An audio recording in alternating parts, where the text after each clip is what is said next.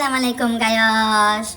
আমরা জীবনে চলতে চলতে কিছু কিছু সময় চলে আসে, তখন আর আমাদের কাজ কাম ভালো লাগে না, শরীর মন সব ছেড়ে দেয়। ইচ্ছা করে এক কোনায় গিয়ে বা নিরিবিলি কোথাও গিয়ে চুপ করে বসে থাকি, কেউ যেন আমাকে খুঁজে না পায়। আপনাদের এই গায়েসা পুরো মাঝে মধ্যে এরকম হয়, কোনো কাজ কাম ভালো লাগে না, শরীর ছেড়ে দেয়, মন একদম ভালো থাকে না, শুধু শুধুই মুড সুইং হয়। আমি বলবো পৃথিবীতে যাদের মুড সুইং আর ডিপ্রেশন নাই তারাই পৃথিবীর সবচেয়ে সুখী মানুষ। তো যাই হোক, শুধু আমি গায়েস আপু না, পৃথিবীর সমস্ত পরিশ্রমী আপুরা ভাইয়াদেরও মাঝে মধ্যে ইচ্ছে করে সব ছেড়ে ছুড়ে কোথাও চলে যায়, যেন আমাকে কেউ খুঁজে না পায়। তো যাই হোক, মানে আসলে আমরা এগুলো শুধু কল্পনাই করতে পারবো, বাস্তবে হবে না, কারণ আমাদের ঘাড়ে অনেক দায়িত্ব। আমাদের এইসব দায়িত্ব শেষ করতে করতে একমাত্র মৃত্যুই হবে আমাদের শেষ শান্তির জায়গা। তো যাই হোক, আজকে শুক্রবার ছিল, আমার শরীর এত খারাপ ছিল, আর আমার একটা মানে কি বলবো, এটা বদ অভ্যাস হচ্ছে, মানুষের জ্বর শরীরের উপরে বায় আর আমার জ্বর শরীরের ভিতরে বায়। আমার জ্বর শরীরের বাহিরে প্রকাশ পায় না, ভিতরে ভিতরে জ্বর বায়, আমার শরীর ব্যথা হয়, প্লাস আমার মুখে রুচি থাকে না, ঘা হয়, ঠোঁট ফেটে যায়, আর একদম ঘাড় গলা পিঠ মাথা এগুলো প্রচুর ব্যথা করে, এবং শরীর আমি বিছানা থেকে উঠতে পারি না। আজকে শুক্রবার ছিল, কোথায় বাচ্চা কাচ্চা স্বামী নিয়ে মানে সুন্দর একটা দিন কাটাবো তা না, আজকে আমার সম্পূর্ণ ঘরের কাজ আমার হাজবেন্ড করছে। এরপর বিকালবেলা যখন ঘরে ছিলাম, এখন কিন্তু দিন অনেক বড়, তো আমার হাজব্যান্ড আমাকে বলতেছে সারাদিন বাসায় বসে তোমার খারাপ লাগবে, চলো তোমাকে একটু ঘুরাই নিয়ে আসি। তো হাজব্যান্ডের সাথে বের হইলাম।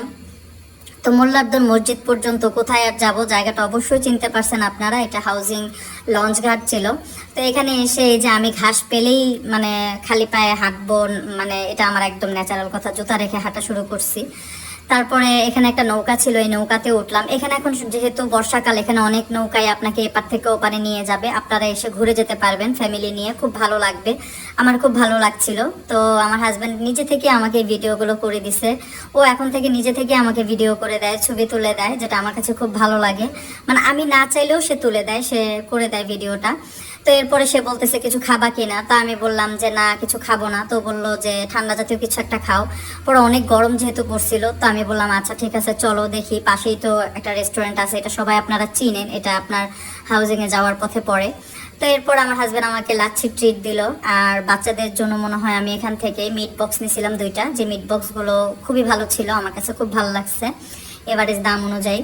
খাওয়া দাওয়া শেষে আপনাদের গায়েও সাপকে দেখেন, মানে কি বলবো, মানে আমারে মনে হয় শয়তানে লারে, বুঝছেন, ভালো আমি থাকতেই পারি না। এই যে দেখেন, চলে আসবো ওই মুহূর্তে, আমার কেন এই চরকিতে উঠতে হবে বলেন? মানে আমার মনটা সারাদিনের ক্লান্তি চলে গেছে এই চরকিতে উঠে, বিশ্বাস করেন আমি খুশি হয়ে গেছি চরকিতে উঠে।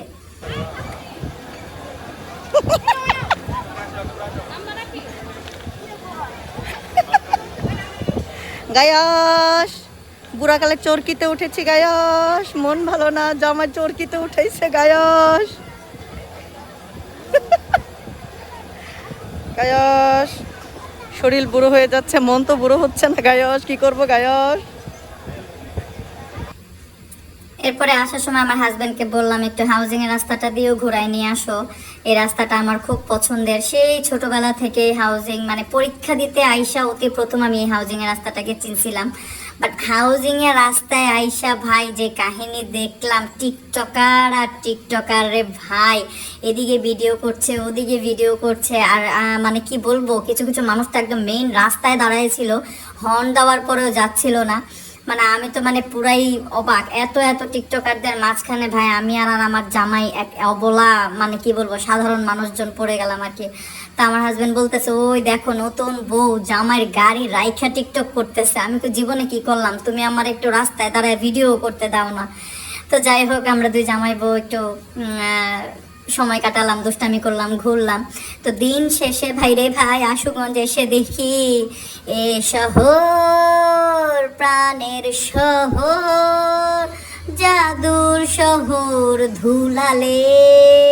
আশুগঞ্জে শুধু ধুলার ধুলারে ভাই, মানে এক গাদা বালি খাইছে গোলচক্কর আইসা, এই রাস্তায় আইসা যাওয়ার সময় এক গাদা বালি খাইছে। আমার মুখে তো তাও মাস্ক আছে, আর আমার জামাই মুখের মধ্যে হাত দিয়ে ধরে রাখছে।